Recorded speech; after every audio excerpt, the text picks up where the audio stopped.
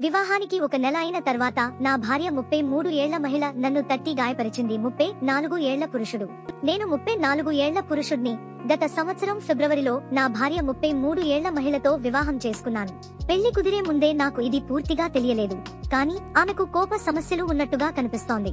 ఒక రాత్రి మేము ఇద్దరం మద్యం సేవిస్తున్నప్పుడు ఆమె చాలా కోపంగా మారింది మరియు మా పెళ్లి ఖర్చులను సగం చెల్లించాలని నేను అడిగినందుకు గొడవపడింది. మేము మా పెళ్లి ఖర్చులను సమానంగా విభజించుకున్నాం. హఠాత్తుగా ఆమె నా మీదకు వచ్చి 4 నుంచి 5 వరకు సార్లు తడిమింది. నేను పూర్తిగా ఆశ్చర్యపడ్డాను.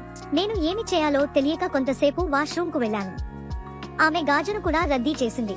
ఇది 8 నెలల క్రితం జరిగిన సంఘటన. ఆ సమయంలో కుండానే ఆమె చాలా చిన్న విషయాల మీద పలుసార్లు గొడవ పడుతోంది మరియు వివాహాన్ని నెమ్మదిగా కోల్పోవడం కష్టమైన పని కాబట్టి నేను దాన్ని పట్టించుకుంటలేను. ఆమె నా స్నేహితుల ముందు కూడా నాకు అవమానం కలిగించింది. నా తప్పు లేకుండా అదే మహిళతో నేను జీవిస్తున్నందుకు నాకు చాలా దుఃఖం. ఎలా అయినా ఆమె నాపైనే అన్ని తప్పులు పెట్టాలని ప్రయత్నిస్తోంది. ఇప్పుడు అది నా తప్పా అని నాపై సందేహాలు ఉన్నాయి. ఈ సంబంధంలో ఉండటం ఆరోగ్యకరమా? ఇది నా పని మీద కూడా ప్రభావం చూపుతోంది.